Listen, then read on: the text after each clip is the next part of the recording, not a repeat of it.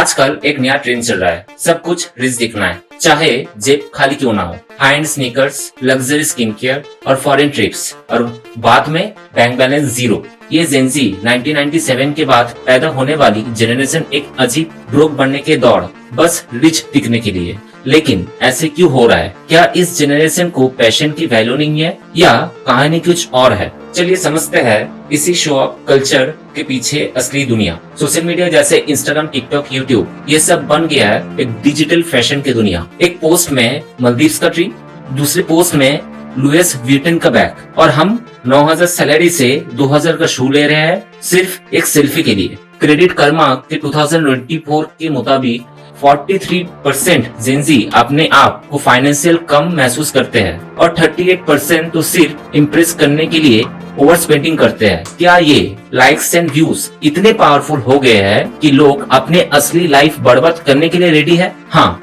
Gen Z की salary past generation से बेहतर है, लेकिन महंगाई उससे भी डबल स्पीड से बढ़ रहा है। और 2024 एक घर की एवरेज कीमत 30 से 40 लाख है और रेंट कैलिफोर्निया में $1,500 मंथली।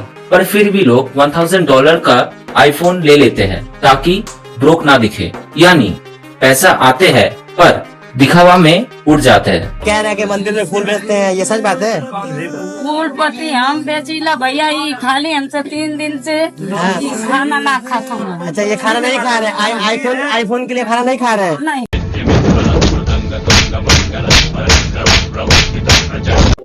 ये जनरेशन ट्रैवल, फैशन, गैजेट्स और पार्टीज में पैसा उड़ा रहा है, न सिर्फ अपनी खुशी के लिए बल्कि एक इमेज क्रिएट करने के लिए। साउथर्न ज्वेलरी न्यूज के हिसाब से जेंजी एवरेज 18,870 रुपीज घड़ियों पर खर्च करते हैं। और ये क्या कैश में लेते हैं? नहीं, 21% लोग लोन लेकर ये सब खरीदते हैं। जी हाँ, EMI पे स्वैग। और यही है डिजिटल मनी मैट्रिक्स। फिर जब मैंने लोगों से पूछा ना कि आप अपनी डरावनी कहानियां सुनाइए, तो सुनिए क्या क्या आया। कुछ ही बता रहा हूं। Warikoo sir, I make 80,000 rupees per month as a software engineer. My father at my age used to make 11,000 rupees a month and still managed to buy a house. I can barely make it to the next salary. What is wrong with me? दूसरा, मैंने अपने expenses, English में था, हिंदी में translate कर रहा हूं। मैंने अपने एक्सपेंसेस आपके लास्ट वीडियो देखकर ट्रैक करने शुरू करे। लास्ट महीने मैंने फूड डिलीवरी पे 12,000 रुपए खर्च करे थे और मेरे घर पे फुली फंक्शनल किचन है। तीसरा, हर टाइम जब मैं इंस्टाग्राम खोलती हूँ मैं कुछ ना कुछ खरीद बैठती हूँ। It's like these apps can read my mind. मुझे ऐसा लगता है मेरा खुद पे ही कोई बस नहीं है। And here was the shocking thing, we have an annual household income of 1 crore plus rupees and currently we have loans worth 5 crore rupees and we can barely make it every single month. 1 crore रुपए साल के कमाने के बावजूद एक इंसान ये बोल रहा है कि मेरा 5 करोड़ का कर्ज है और हर महीने जो मैं करीब 10 लाख रुपए महीना कमाता है उससे भी खर्चा नहीं निकल पाता। कहीं तो कुछ बहुत बड़ा फट गया है।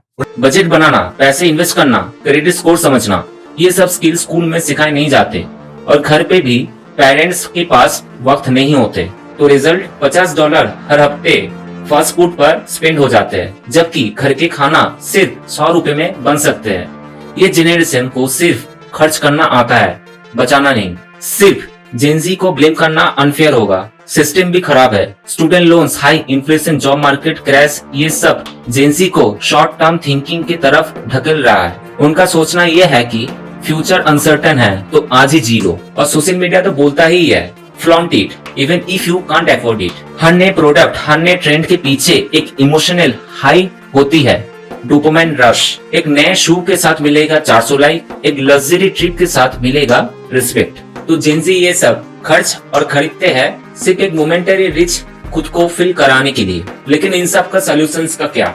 फाइनेंशियल एजुकेशन जरूरी है, बजट बनाना, सेव करना और इन्वेस्ट करना। एप्स जैसे यू नीड अ बजट या वन नॉट फाइनेंशियल ट्रैकिंग के लिए हेल्पफुल हो सकते हैं। स्कूल में लाइफ स्किल या सिलेबस हो। इन्फ्लुएंसर सिर्फ लग्जरी दिखने के वजह फ्रेगलिटी प्रमोट करे। जेंजी को समझना होगा पैसा शो ऑफ करने से नहीं, वेल्थ क्रिएट करने से होता है। आज का सच, जेंजी ब्रोक इसीलिए नहीं है क्योंकि उनके पास पैसा नहीं है, बल्कि इसलिए क्योंकि पैसा रॉन्ग जगह पे जा रहा है। ब्रोक टू लुक रिच एक डेंजरस ट्रैप है, लेकिन अगर माइंडसेट बदला और प्रायोरिटीज सेट की गई तो ये जेंजी की दुनिया सबसे पावरफुल जनरेशन बन सकता है। वैसे आप लोग को क्या कहना, कमेंट्स पे जरूर बताइए। और इस वीडियो को अच्छा लगा है तो सब्सक्राइब और लाइक करना मत भूलिएगा। धन्यवाद।